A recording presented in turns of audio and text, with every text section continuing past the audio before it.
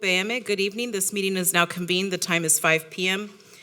Board members present in the board auditorium are Trustee Wade, Trustee Guidry, Trustee Cruz, Trustee Bluford Daniels, Trustee Dygard, Trustee Baker, and Trustee Hernandez. Board members present via Zoom are Trustee Allen. Okay. I would like to ask everyone to please silence all cell phones.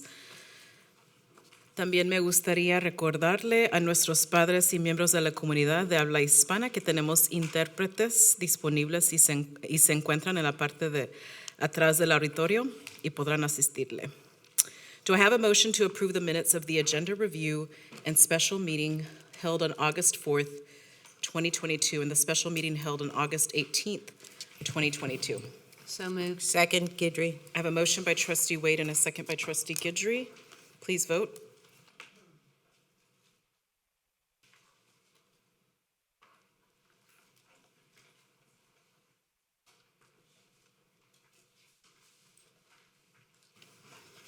Eight, 4, 0 against, 0 abstentions. We have now come to the portion of our meeting where we hear from speakers to specific agenda items. We have 5 speakers registered this evening who shall be limited to 2 minutes each per board policy. Please speak to the agenda item you have signed for. We also ask that speakers stay on topic and refrain from naming individuals, especially students, as their identity is protected under law, but you may name your own child. Speakers should practice normal rules of decorum. Obscene language and profanity will not be tolerated as this is a public meeting and our students are watching. Additionally, disruptions of the meeting will not be tolerated. We ask the audience to refrain from interrupting speakers while they present to the board during this portion of the meeting and to promptly end their remarks when the timer rings, indicating the expiration of their time. Speakers will generally be given 2 reminders of our public comment rules. If the speaker continues to violate the rules after these reminders, the speaker will be asked to leave the meeting. Our first item held for registered speakers is C1 personnel. Will Joseph Allen please come to the podium? Our next item held for registered speakers is K11, approval of proposed revisions to board policy BQ local planning and decision-making process, second reading. Will Ruth Kravitz please come to the podium? The speaker is also registered to item K37.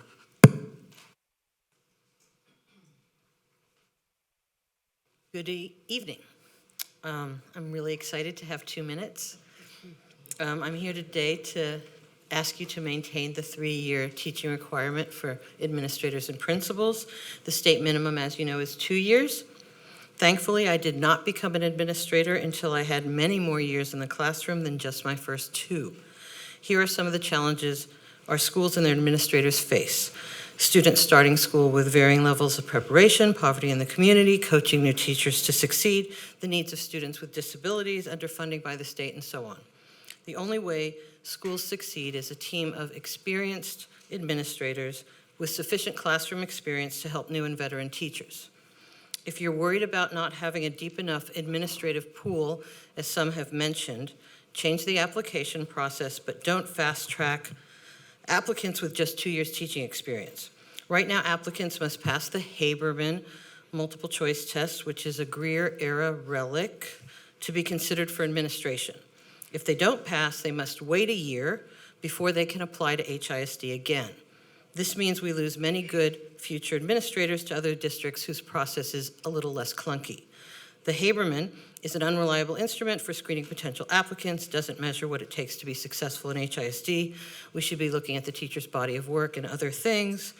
Let's cancel the Haberman contract and keep the 3-year teaching requirement minimum. Thank you so much. I have other things I should talk about. Our next item held for registered speakers is K12, approval of proposed revisions to board policy BQA local planning and decision-making process, district level, second reading. Will Jackie White Anderson please come to the podium? The speaker is also registered to item K37. Good evening. I don't even know how to begin with 2 minutes. But anyway, I'm speaking to agenda item K12, which is what I call the voter suppression policy, and agenda item K37. Clearly, we have some trustees who do not believe or value the voices of employees, and moreover, the voices of employees with experience. It's no wonder that one of our latest surveys revealed that 27% of those participating say that HISD is not prioritizing retention. You can't say you value experienced teachers when you only want to hear from those that agree with you. Experience is critical. Public education is under attack. It takes years to learn education policy. It's not something that you learn or you pick up overnight. Experience matters. And unless this board or this administration wants to rubber stamp committees, then what is the reason for this change? These people are elected by their peers. They go through an election process, and there's no reason for the administration to be asking for a change in this, or the board, or whoever it is. Ideally, a principal should have at least 5 years of exceptional classroom experience. It is demeaning to the profession to consider anything less. We cannot act out of desperation. Let's work on changing the culture in HISD. That way, you have to do that by having meaningful conversations. Sometimes those conversations are difficult, but you must have them anyway. And you should have those conversations with people who are vested in HISD. Conversations with those who have been in the fight long enough to know they're even in the fight. Experience matters. Let's consider that. Thank you. Our last item held for registered speakers is K37, approval of proposed revisions to board policy, DP local personnel positions, second reading. We have 2 speakers on this topic who have registered to address the board via Zoom. Speakers, please remember that we must see you live with your camera on as you speak. If you are watching the meeting live on another device, please mute the meeting audio when it is your time to speak to avoid audio interference. Turn on your camera and begin speaking. Ms. Trin, please identify and admit our speakers. Madam President, nobody has joined virtually via Zoom. Thank you. This concludes our hearing of registered speakers for agenda items. We are now ready to consider a discussion and report item. A1, acceptance of board monitoring update, presentation of constraints 3 and 4, progress measures 1 and 2. Superintendent House, we are ready for your update. Colleagues, please hold your questions until the presentation is complete. Thank you, Madam President. I'd like to invite Dr. Allison Madney to the podium to present these 2 constraints. Dr. Madney? All right, good evening, trustees. Thank you, Superintendent House. I'm here this evening to review for the first time constraints 3 and 4, progress measures 1 and 2 for each. As a reminder, constraint 3 says the superintendent will not allow the district to operate without notifying parents, guardians at least once each 12 weeks about how to help their student if the student is 1 or more grade levels behind in literacy.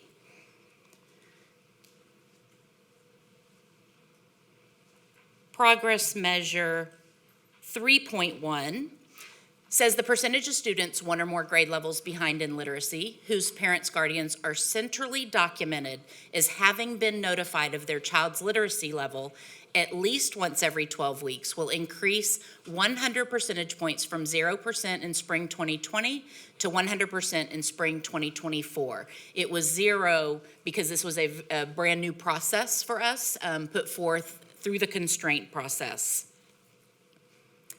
So as we can see here, we look at our 2020-2021 data on the far left-hand side. This year, reporting out 2021-22, we ended the year at 99%, and you can see each of the 4 12-week time periods, so beginning of year, middle of year, end of year, and then our total was at 99%. Our target this year was 90% as we scale up to that 100%. So we went from 85% last year, or in 2020-2021, to 90%, or 99%, excuse me, in 21-22. Just shy of that 100% target for 2 years out.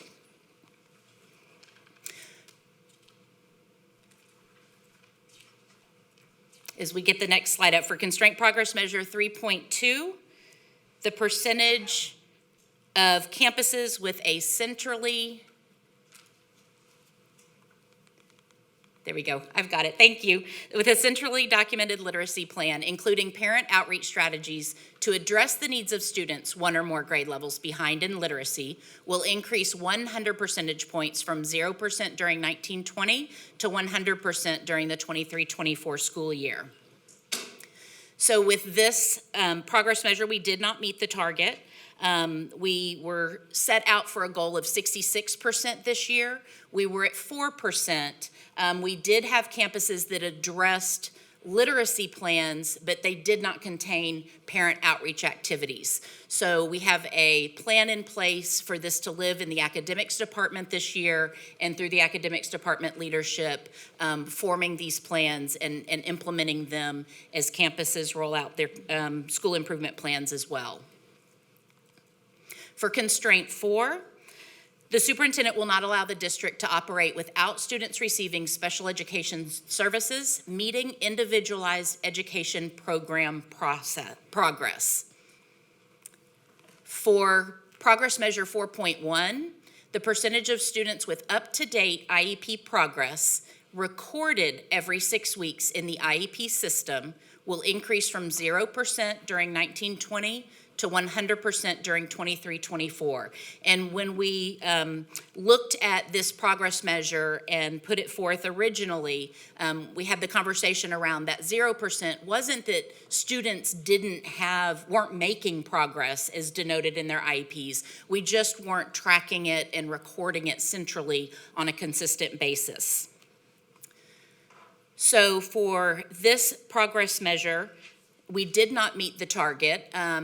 When we look at this school year, 2021, 2022, each of those bars denoting 21-22 is each of the grade reporting cycles. So you can see over the course of the year, we improved with the percentage of students that had that progress documented, but we did end up shy overall at 47% for every 6 weeks. So we couldn't just count where we ended in the last 6 weeks. It had to be recorded every 6 weeks.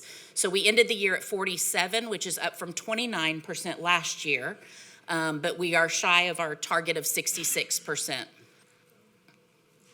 For progress measure 4.2, the percentage of audited IEPs showing standards-based goals shall increase from 0% during 1920 to 90% during the 23-24 school year. Again, this was a new process put in place. So when we look at in 2021, we were at 74% showing the standards-based goals from the audited IEPs. This year we increased to 79%, but that was 1 point shy of our target of 80% as we scale up again to that 100%.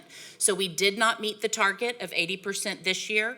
As a note, you might notice in the report, we did audit fewer IEPs this year for this, but the process was they would audit and then give the campus time to learn and grow and make changes, and then they would go back and audit again. So even though it looks like fewer, they actually had more touch points because they built that review process in for those campuses to ensure success.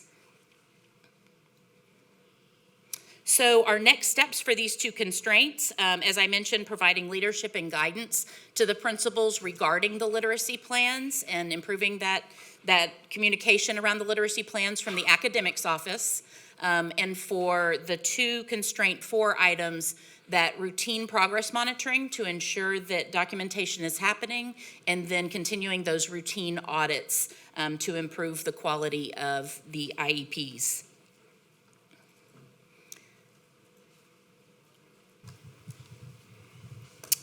And just before we actually get started, I wanted to make a few comments in reference to both constraints. Now, in reviewing both constraints and progress measures, specifically for constraint 3 related to notifying parents and guardians regarding how to help their children if they are more than a grade level behind in literacy, I am proud of the progress that we've made and of course exceeded here for this particular progress measure 3.1. Now, the growth that we have seen in this measure can be attested to more of a structural internal system that we put in place that ensures that the campus is following up with students and reaching out directly to families. Given the high student mobility rates and economically disadvantaged students that many of our families see themselves falling into, we realize the challenge that we have as a district in terms of maintaining up-to-date mailing addresses for all of our kiddos. Working with our campus leaders, who are the folks on the ground, will help us to provide more accurate, up-to-date insights. We see some areas of growth as it relates to Constrained Progress Measure 3.2, the number of campuses with a centrally documented literacy plan. This is actually something that we did and were required to do in one of my previous states that I was in, and we incrementally got better over the course of time. The process was controlled again at the campus level, and what we found is that while there were very few campuses that centrally documented, very few of them had the documented parent outreach strategies. This year, the academics department will control this documentation process, which we believe will lead to being implemented in a more increased manner with the kind of fidelity that we want and expect. Now, in reference to constraint number 4, when we look at this particular constraint 4.1, we recognize that, of course, we didn't meet the target. However, we are encouraged by the improvement that we showed over the course of the separate grading cycles. In cycle 1, of course, only 48% of the students had centrally documented IEP progress recorded as compared to the 69% in cycle 6. As we continue to work to revamp our services for students with disabilities, ensuring this progress continues to be centrally documented is a key part of the work as we move forward. Now, for Constrained Progress Measure 4.2, we came within a single point, of course, of meeting this target related to the percentage of IEPs showing standards-based goals. Our SPED department continues to work to implement systems to better improve our auditing processes, as well as conducting routine progress monitoring to identify growth of our students. Finally, for both progress measures 4.1 and 4.2, we believe that our reorganization that was recently done of our central office and special education department and staff and the respective realignment of their roles and responsibilities will continue to ensure that we have tighter schedules, monitoring, and the right personnel in place to support our campuses as we move forward. Madam President, I pass it back to you.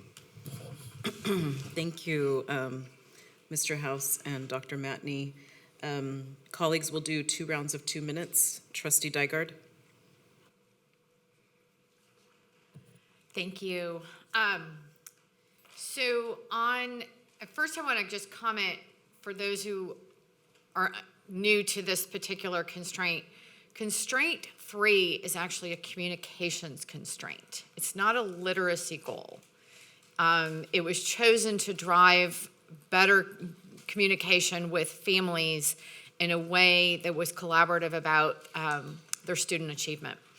So the first question I have about this, it looked from some supporting documents that were shared with us that it was sent out in English and Spanish. So of this percentage that you have sent something to, how many of those families are documented based on the registration forms where the parents speak neither English nor Spanish? And you're not going to have an answer for me today, so I would like it in a referral. My point is, if we're not giving them the information in the language that they know, we haven't given them any information.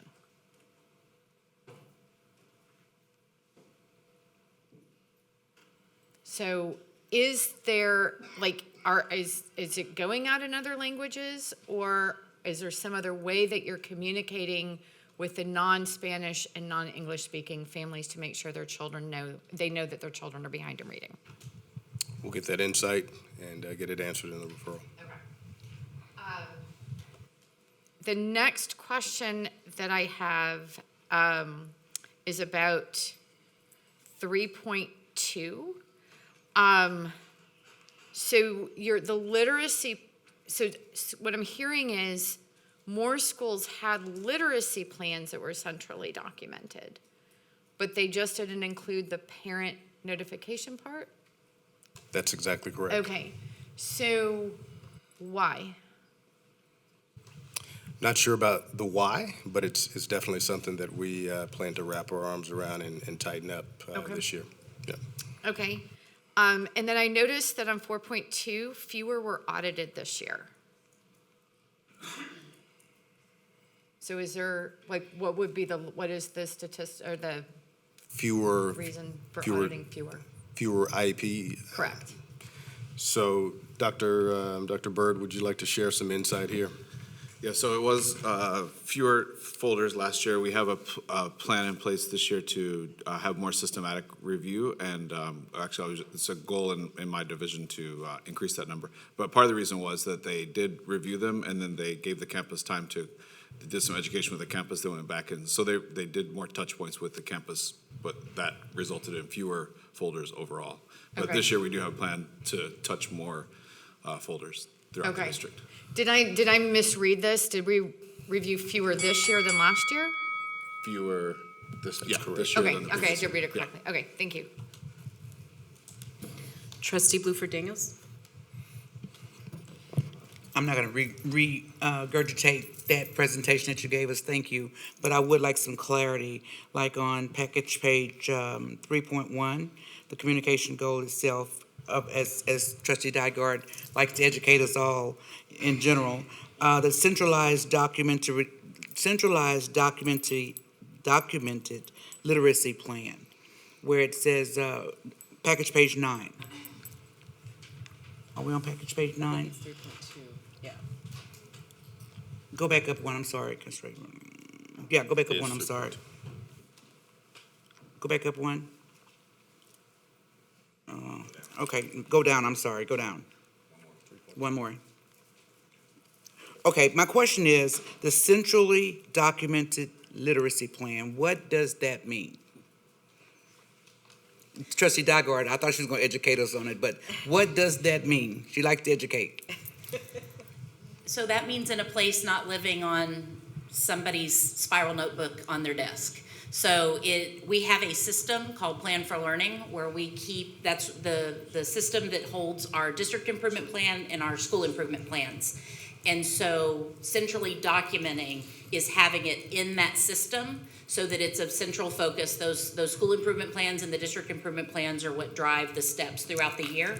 And so the expectation is that the plan is housed there so that it's front and center on their minds to accomplish. Okay, and the second part of that question, I wanted that said so that the general public could understand what that meant, and myself as well. Notifying parents what the process, what is that process like that you're notifying the parents? I know that they can log in, they have a parent portal, so I excuse my voice, I'm kind of hoarse, but they have a parent portal to review the children's information, but is there any manual way of notifying parents or grandparents in some cases that may not know that their child is failing? I saw that we almost at 100%, so my concern would be not only just for those various languages, because I have a large Haitian community and a large African community. So how are those individuals notified, those parents and grandparents? So I think what I hear you getting at, Trustee Bluford Daniels, you use the word manually, is more not just the electronic means of getting things out, but also manually from the standpoint of mailers. Is that what I hear? And Dr. Byrd, if you'd like to share some insight in terms of what we're doing, I'd appreciate it. Yeah, I'm going to defer to Dr. Matney because I wasn't here last year when I haven't been here long enough to do that process, but I think it goes with the report card, yeah? No, it goes, so 2 years ago when we first started this, we mailed out papers. but we were getting about 30% return because of incorrect addresses. So we tried a different process this year, and we notified through the Power School system. And so linked was a notification letter, and then parents would get an email for that.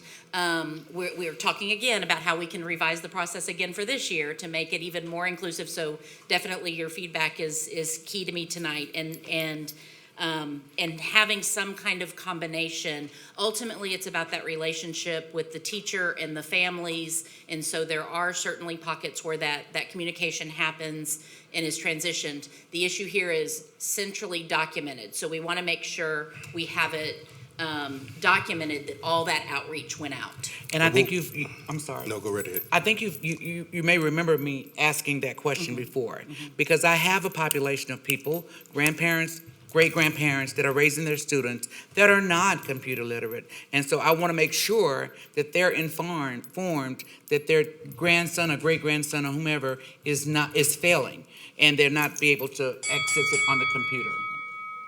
And what I was going to share is that is pretty much consistent with what all of our populations at different schools are different, and our administrators typically will know best what the best means of communicating with parents is, whether it is email, whether it is the mailer. So we definitely want to depend on the will of what our campuses think and know what's best in terms of communication with their communities around them.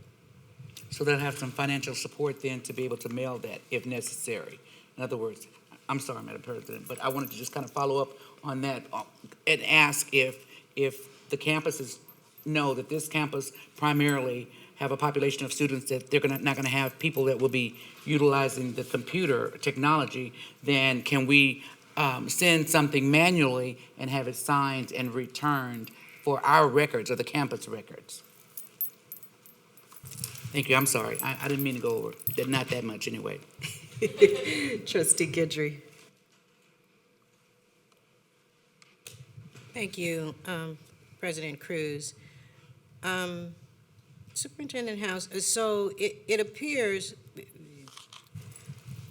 and I'm always confused about this, that we hit a goal, we make 99%, and then our goal goes down to 95. Is there a reason why we just don't keep it at 100? You know, I always have that issue, that it seems like we're reaching down instead of up. Is there a reason for that? Dr. Maddy? Sure. So that target is 100% by 23-24. So what we do is we put that red line to scale up so that we don't expect that we're going to be at 100% year one, that it's scaling up to that 100%. So knowing that we were at 99 this year, could we then set it at 99 again? Yes, but as you heard me say, we're refining processes again. We're trying to improve practice again. I mean, I want that to be 100. You know, it was for a couple of cycles this year.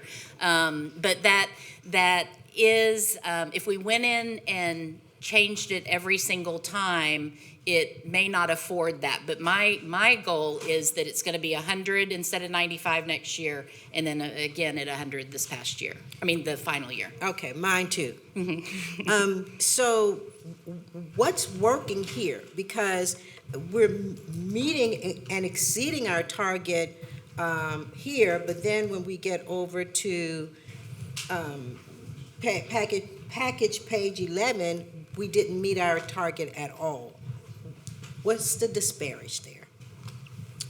Dr. Maddy, you want to share kind of from a data standpoint with the disparity, and then Dr. Byrd, from a practice standpoint, what we're looking to focus on here? Yeah, from the data, it's really about how we're collecting the centrally documented piece. And so as you see from the year prior, those processes weren't working. We refined, the data went up. So how we're collecting that has changed. And we see the results in that. Whereas on the literacy plans, we hadn't really made a lot of movement and change. This was hyper-focused, and that one went through some iterations. And so it's about timing and focus.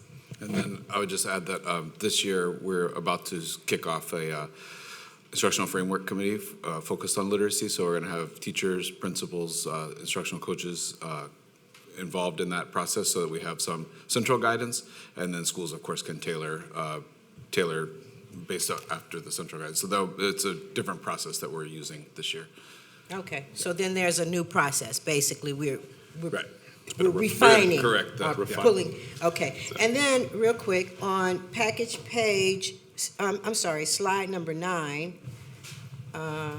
real quick. So we went from 70 to 69. Do we have data to tell us why we went down? It's not a big drop, but it is a drop. Do we have any data to suggest why it went down? And if so, what we can do to prevent it from going down even further? Yes, so this is actually a goal in my department this year too, that it's 100%, that it will be 100% next year. And really, this is an interesting one. It's really about clicking a button in the system to finalize. And so just like teachers report card grades every marking period, it's a similar process for teachers who have caseloads of students that receive special education services. So we're going to progress monitor this a little bit better, and it should be 100%. There's no reason it really shouldn't Okay, I'm be. going to hold you to that, Mr. Byrd. You got it. All right. Thank you so much. September 1st, 2023. Trustee Wade. I want to go back to a couple of the questions about that constraint 3. And so when we talk about connecting with the families about the updates, can we do that also through the reminders through the website, or even at this, when people come to the desk to check in with their, if they're coming to visit campus, there may need to be an instrument that updates their information in some way. Besides, I know you submit a driver's license when you come to visit, but that can be old and they could have moved. So I'm just saying, is there some way we can work on getting up-to-date information across the board? Either through the district website or just a suggestion.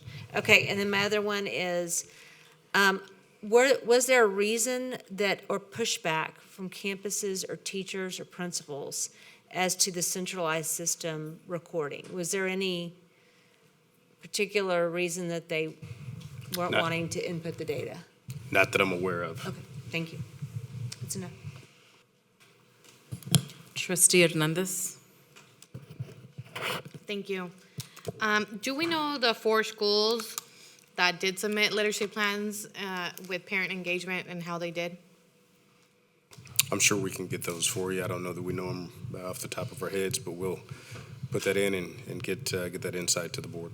Okay, thank you. And then, as a previous administrator myself in HISD, I know a lot of times it seems like the district is asking for information and it's leading to nowhere. And I feel like this is what happened here, where information was asked from the campuses, but that information was not necessarily reviewed by anyone. And that's how we ended up with literacy plans centrally located, but without any parent engagement.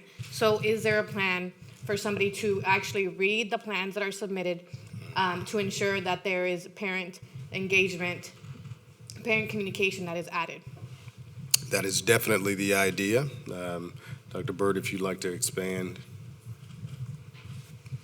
For Dr. So Manning. we do have a department that oversees the DIPs and the SIPs, the District Improvement Plan and the School Improvement Plans, and that is the expectation moving forward, is that review happens. It also happens at the school office level, so the SSOs work with the principals on those plans and review, and so that's going to be part. We're adding some features in this year to help support those checks. And one of the items is making sure that literacy plan is included and includes parent outreach. Thank you. The IEPs, I know the number of IEPs that were audited dropped significantly. Is that normal to happen from one year to the next? The number of IEPs that were audited Yes, and from one year to the next. There was about 600 audited one year and about 300 audited the next year. From 2020, it was 646. The next year, it was only 346. Okay. Dr. Byrd? Yeah, I think that really has to do with like the process that, some process changes that happen, and then now there's been a reorganization in that department so it goes back up. And as I said, we are laying out a calendar, and so we get a broader cross-section of the city as well. So you'll see that number return to a higher number. Yeah, we'll also be shifting to a different platform from Easy IEP to. So there's a yes, we're looking at our platform that we use for IEPs, and so there may be some changes with that as well. So it's all around process improvement for special education. You might remember I talked about last month, I think, about reorganizing the central special education staff to deploy them more to schools so that they can support implementation of IEPs, but also writing IEPs. And then this audit process will be in every school office. There's personnel that will be able to do that on a more frequent basis. So I think the drop in numbers really had to do with some process changes that were happening through transition of administration and those, just types of process things that happened last year that we'll correct this year. What's the name of the new system? We don't have one yet. It'll go out for RFP. What's the timeline for that? The RFP is, I believe, opening in January. Okay. Is when we'll go for solicitation. Okay, so it's going to be a while from now. It would be, if we change it, it'll be the next school year. Thank you. Yeah. Trustee Baker? Thank you, Madam President. Superintendent, on page 12 on your next steps, you say that you're going to provide leadership and guidance to principals regarding the literacy plans from the academic office. What does that look like compared to what you're doing now? I think for us, it's an opportunity to just really lay out what the expectations are. Last year was really built on the shoulders of observing, figuring out what we're doing well, what we're not doing well. There were areas here we didn't do well.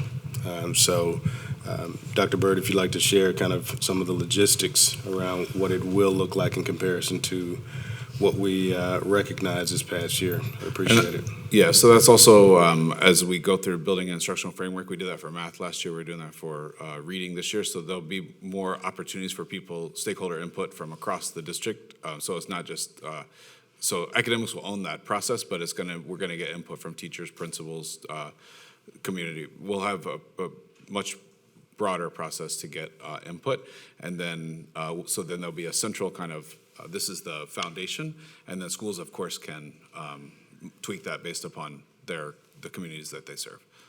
So when you mention input, are you getting input from a particular group of principals? Yeah. And when you say broad input, are you going to include more principals from all over the district? Across the district as well as teachers. We're about to start that process of soliciting. I'm going to meet with President Anderson very shortly to get some of her membership, and so we'll get those from across the city so that every area of the city is represented. Yes, because I do know that principals have, in the past, from time to time I hear them say that, they're not called upon to have their input, have their voices be heard. And so I think the broader the better. In like manner with your audits, when you say routine audits, what would that look like compared to what you're doing now? The audit of the special education folder. So that's related to, now that we have reorganized the staff and have them deployed out, so like elementary school office 1, 2, and 3, they now have special education staff who used to be housed here at Hattie Mae White that are now deployed in the field. So we'll be able to much more regularly audit those folders and then take action, corrective action much more quickly than we have been in the past. Okay, thank you so much. All right, I have some questions for round one. To follow up on Trustee Bluford Daniels' question on 3.1. So interestingly, when I read the report, I understood, because it says letter, so I understood it was like a physical letter, but what I'm hearing y'all say is that it's actually an email that parents get notified through HISD Connect. Am I understanding that correctly? It's a couple of ways. So Okay. the first year, it was only hard copy letters that were mailed. Okay. So this year, it can go through the HISD Connect. Some principals chose to go ahead and print those out and hand them out as well. okay. So there was some variation at each campus on being responsive to that community, but it was through HISD Connect as well, kind of as a baseline overall. But there were some letters that got like hand delivered, maybe at a parent night or. Yes, and is there a mechanism in HISD Connect that if an email like bounces back, like say for this notification, I don't know, does that system exist? I don't know, but we can find out. We can Okay. work with Scott to find out. Because based on what the superintendent response in this is saying, like if a letter was returned, then the schools were asked to contact all the parents, hand deliver. So my question is, and if you can pull up the graph, Dr. Matney, of 3.1, you know, if we're saying that we reached 100 or 99% of parents of that N number, is it the ones that we sent it to or the ones we know got it from the ones we sent it to? Dr. Manny? It's the ones we sent it to. So Okay. that's the very difficult part. Unless we send certified mail and get signatures back, it's in a face-to-face meeting, which not all parents can come to. It's very hard to track receipt of the information versus sending the information. So that is one piece. Yeah, and I recognize the challenge and the difficulty. I mean, I know we have high mobility. I know when I was a teacher and it was like constantly, you'd try every number and they were always disconnected. I mean, I get how difficult it is and do appreciate the intent behind this constraint and the efforts that are being made on campuses to notify parents. A couple of other questions I had. Oh, you guys know I love this question. Okay, so Renaissance data is what these notifications are based on, right? It's not on STAR. And what I've noticed over the last couple of years that we've been monitoring Renaissance data, and now we actually have quality STAR data, that students tend to perform much better on Renaissance than they do on STAR. And so when I was looking at this data for 3.1, my worry was, oh my gosh, are there kids whose parents were not notifying that actually probably are further behind? So if you could help me understand how, I don't know how Renaissance is scored, right? All I know is like the kids that are actually on grade level or not, but is it specific enough to catch the students that we would consider that need to be notified?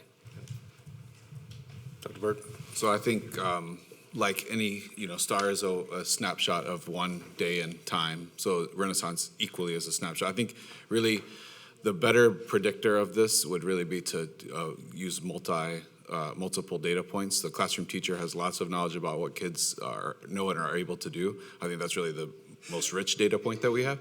So I think I would just urge the same caution I always do about putting too much weight in one test, because it's just one day. It's one day. We don't know how did the kid feel well that day. Did they perform their best? So I think over time, and that's why we're continuing to look at our assessment program overall, and really look at what the best data points are to gather this information.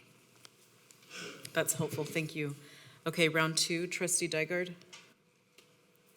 Thank you, and I was remiss at saying thank you for the new order of the report. I like that it starts with the assessment and the superintendent's response and then the data, so thank you.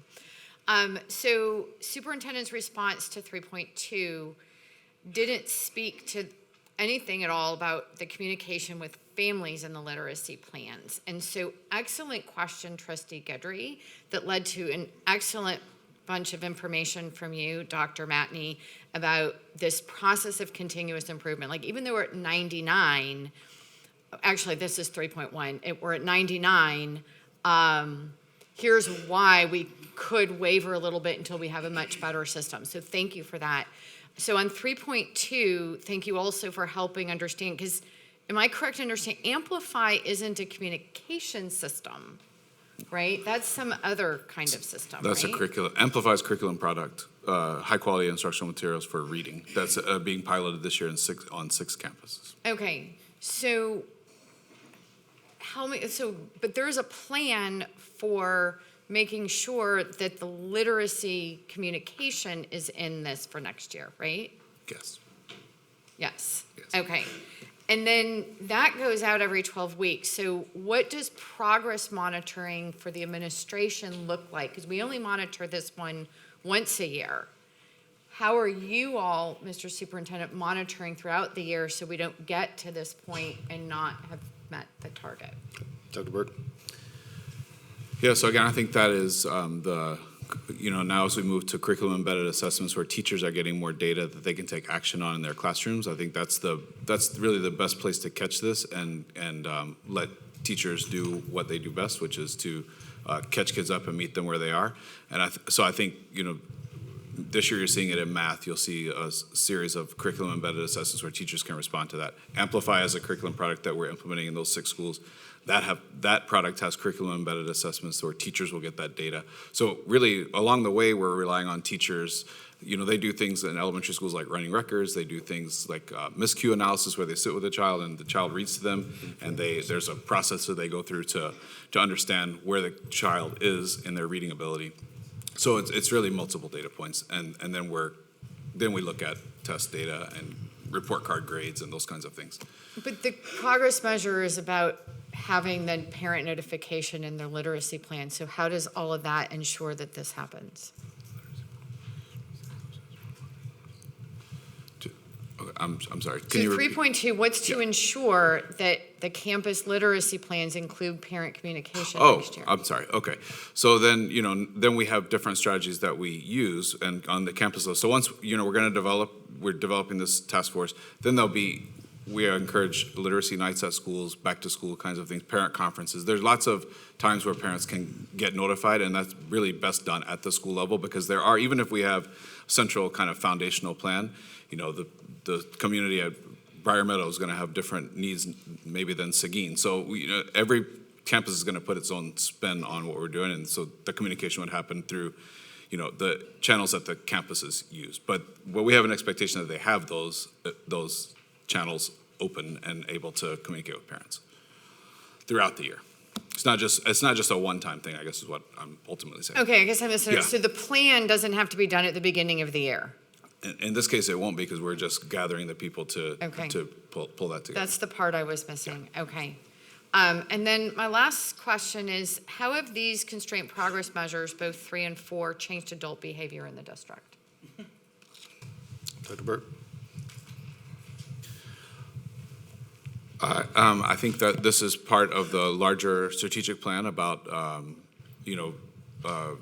ensuring high-quality teaching and learning at every school. That's why we're going down the road of implementing high-quality instructional materials to make sure that students are getting grade-level material and that we're training teachers in a different way. So I think you'll begin to see the adult behavior changes as we train teachers differently and roll out consistent products across our schools.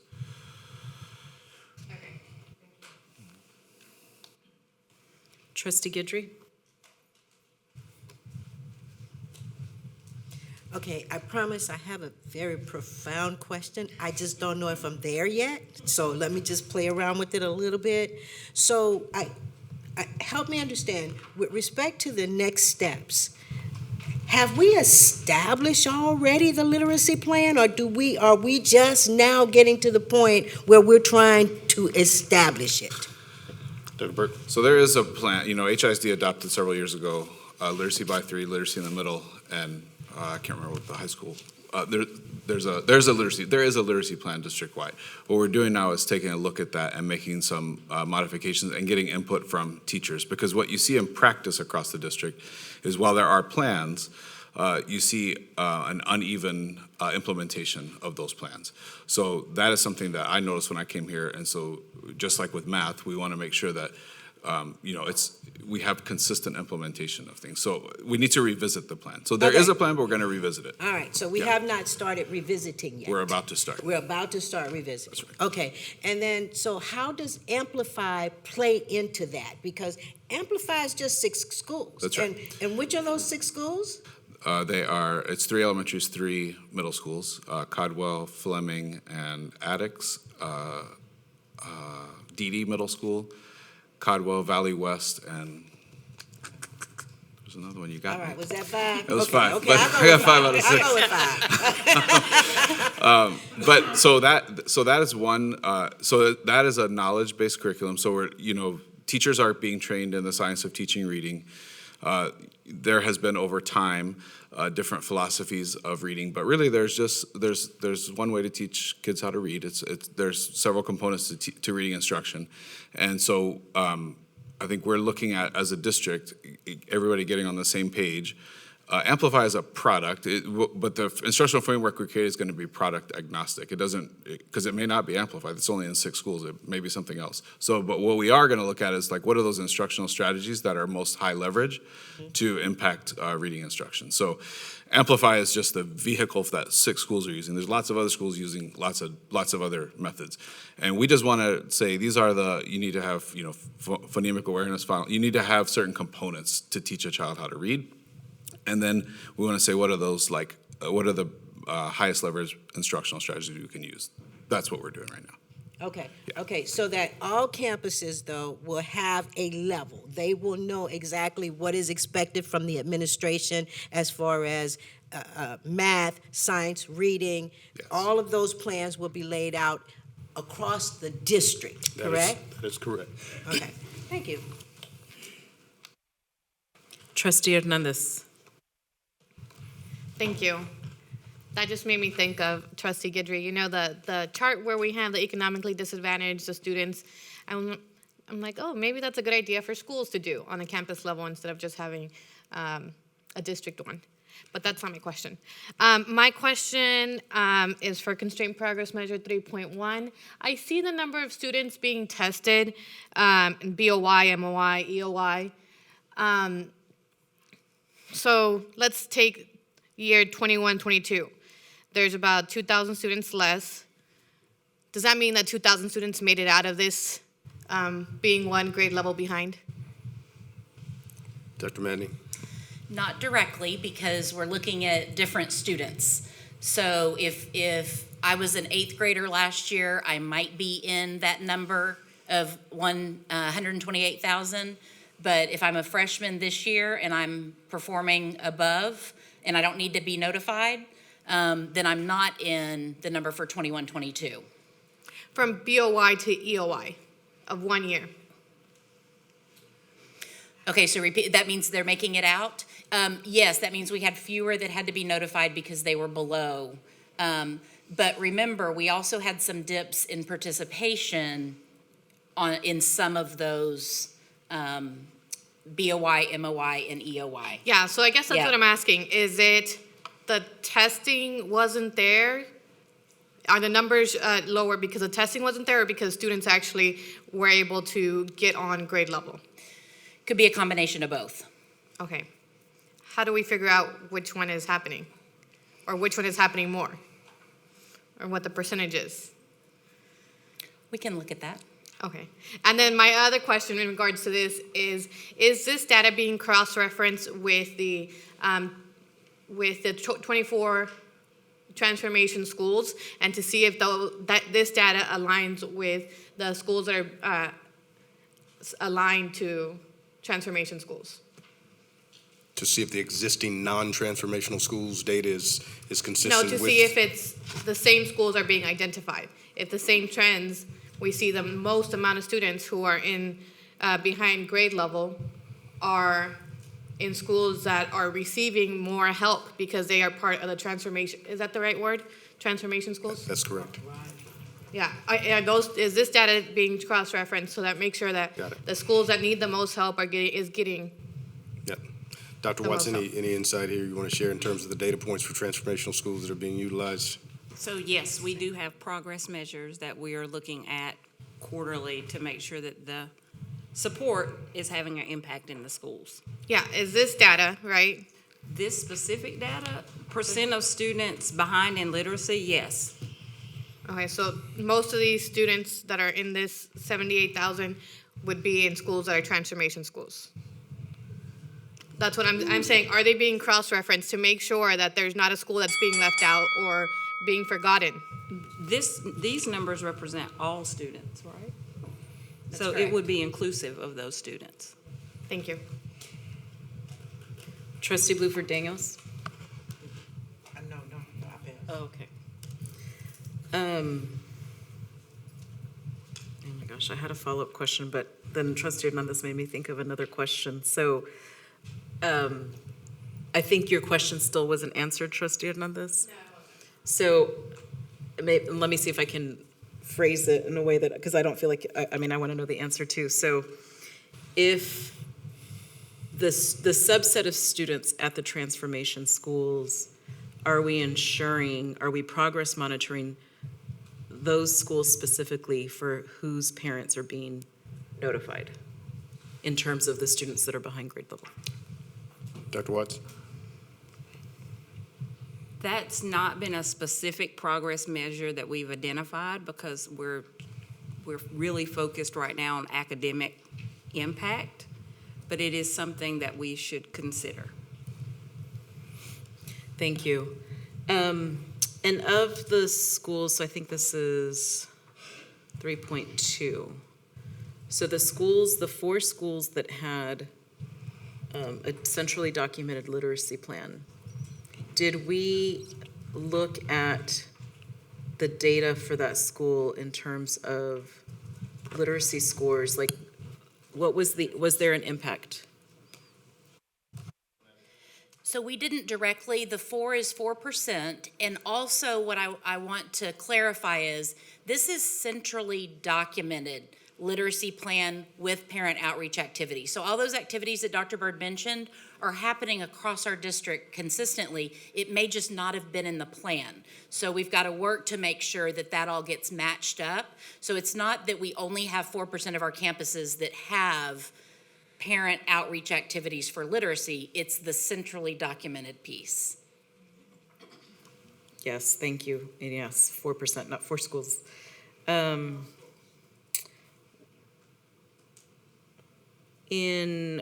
4.1,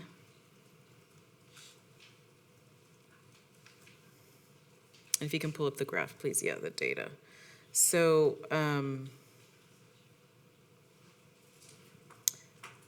what made the difference? Like, we started out lower and then went higher. What changed over time? Because what I'm hearing is that there will be systems in place, kind of to revamp for next year, but what was the difference from each 6 weeks? Dr. Burke? I don't know that, I would like to think it's progress monitoring, but I can't tell you that for sure. That's what it was. It could have been. I do know that as things got put in place in the late winter semester, in the late winter or early winter to spring, that there was more attention on making sure that this was done. I think though that I can't say for sure that's what it was, but I will tell you for sure this year what it will be is that there'll be progress monitoring and there'll be reviews on a very regular basis to make sure that this is done. And my team is being evaluated on this actually measure, so it'll be done. Okay. And, meeting the target is one thing, but I guess what is the hope in meeting the target? What would be the outcome that you would expect? Yeah, so, this is, to me, this is the same thing as a parent receiving a report card. Parents receive progress updates on students that are receiving special education services. This just provides more data to parents, but it also ensures that we're implementing the IEP with fidelity. So this will improve the quality of IEPs that are written, the implementation of them, and this ensures, it's like a kind of a report card in some ways. Thank you. And just kind of a technical question on 4.1, because I know teachers have to, I guess, is this, who's inputting this information? Is it teachers in the classroom, or is it the chair, the special ed chair? Like, who's documenting this? So it's a group effort in some ways. Teachers provide input because they're the ones that are interacting with the child every day, but the person ultimately responsible is whoever the case manager for that group of students is. That's the person that hits the button. Okay, thank you for clarifying that. All right, I don't see anyone else in the queue. Thank you. We will now move to accept the presentation given to us. May I have a motion? Second, Hernandez. I have a motion by trustee Blueford Daniels and a second by trustee Hernandez. Please vote.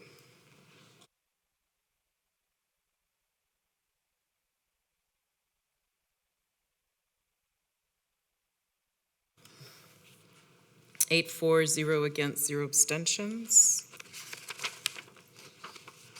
We will now consider voting items held for discussion from the agenda review business agenda. Similar to the regular monthly board meeting, all action items for agenda review will begin on the consent agenda. If a trustee would like an item held from consent, they should notify Sylvia Trin by 8 a.m. on the Monday prior to the voting meeting. No trustees requested to hold any of the voting items on the agenda review business agenda. However, I believe the administration has some information to provide us regarding item K1, approval of proposed revisions to board policy DEC local, compensation and benefits, leaves and absences, first reading.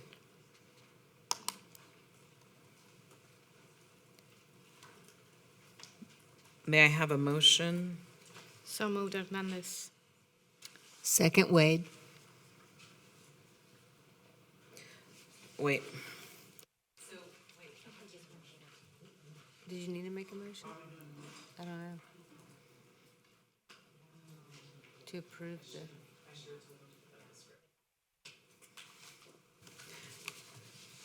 the. okay. I'll entertain a motion to postpone. Somebody just make the motion to postpone. Oh. Do I have a second? A motion from trustee Blueford Daniels and a second from trustee Hernandez. Madam President, are we postponing indefinitely, or are we postponing to a time certain? And if so, does the administration have a suggestion on that?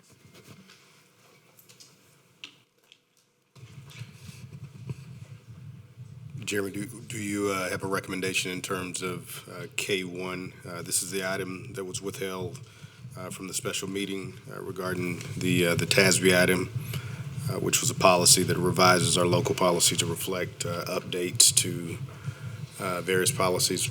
Recommendation, full month? Yes, we expect to bring it, be able to bring it for a first reading at the October meeting. Do we need to redo the motion? Okay. For October. Trustee Blueford Daniels. Move to postpone until the October agenda review meeting, Second, Hernandez. 2025. I think you mean the October regular board meeting. The October regular board meeting, right? Can I say 2025? Okay, so we have a motion to postpone to the October regular board meeting with a motion by trustee Blueford Daniels and a second by trustee Hernandez. Please vote.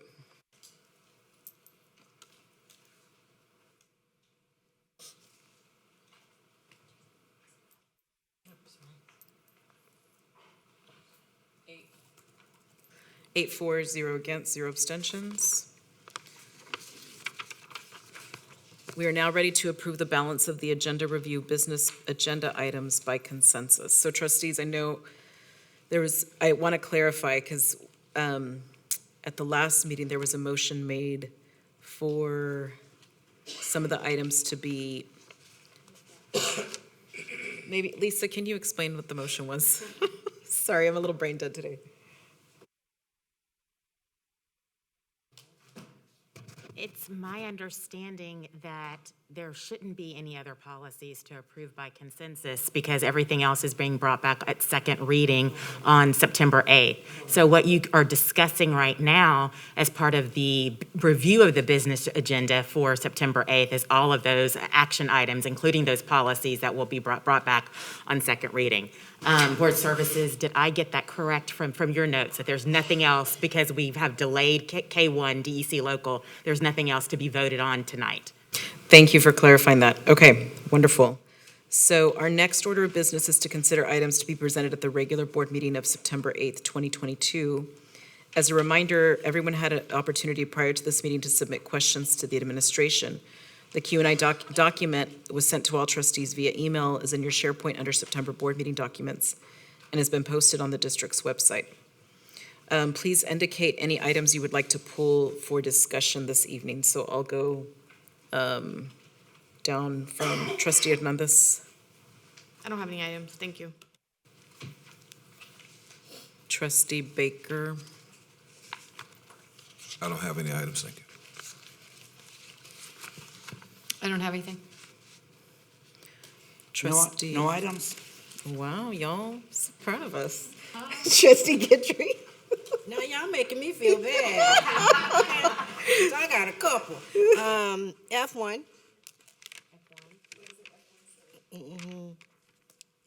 I3, K12, and K37. Let me just repeat, so make sure F1, I3, K12, K37. Yes, ma'am. Trustee Wade, No, I don't have the need to pull, thank you. okay, F1.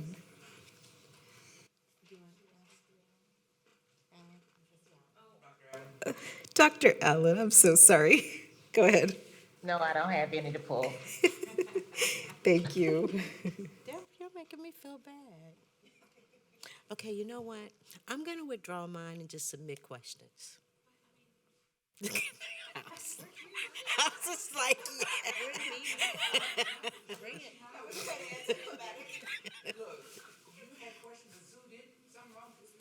I know, that's why I had to rethink it. I'll submit my questions in writing. This wasn't about you, like, Paul just did better work tonight and it needs to be noted. Are you sure? Yeah, I'm just gonna submit, yeah. I'm absolutely sure. She's sure. I'm sure. All right. We are now ready to consider items discussed in executive session. Oh, wait. The board will now adjourn to closed session under Chapter 551 of Texas Government Code, Open Meetings Act, subsections 551.004.071.072, .073, .074, .076, .082, .0821, .083, .084, .089. Should board final action vote or decision on any matter considered in the closed session be required, such final action vote or decision shall be taken at the open meeting covered by this notice upon the reconvening of this public meeting or at a subsequent public meeting of the board upon notice thereof. The board is adjourned to closed session at 6:07 PM.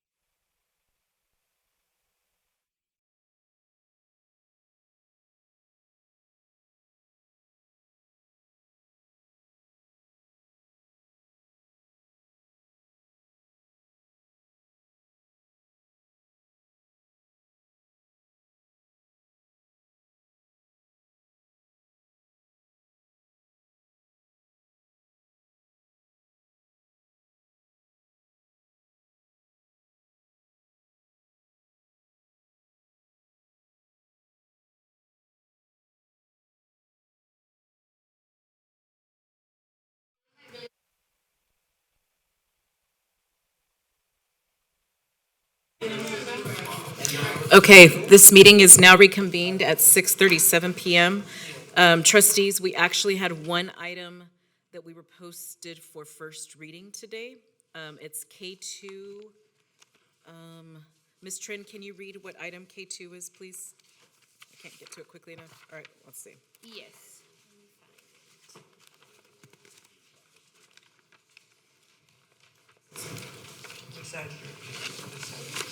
K2 is approval of proposed revisions to Board Policy EHAA Local, Basic Instructional Program Required Instruction, first reading.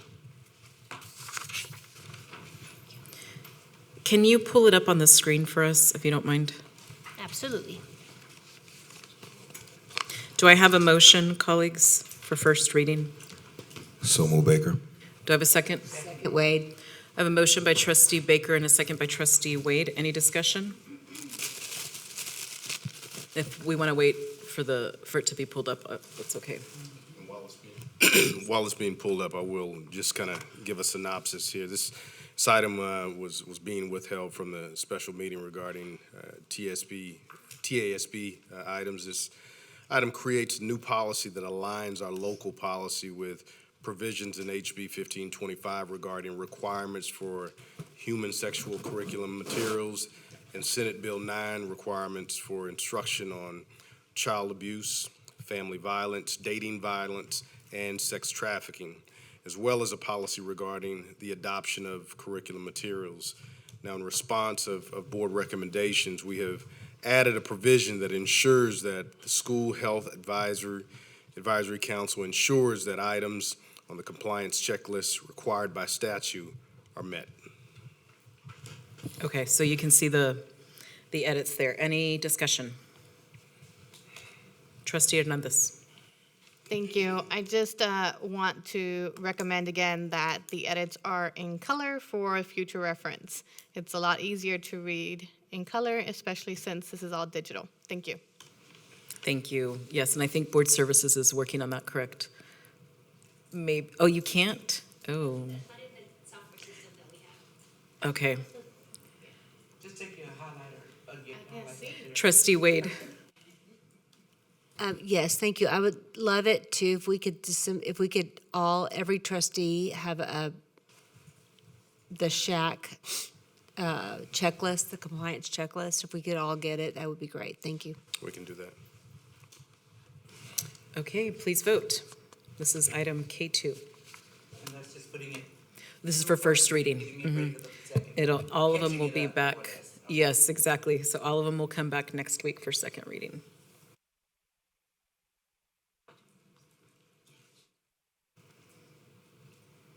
So we have 7 for, 0 against, 0 abstentions.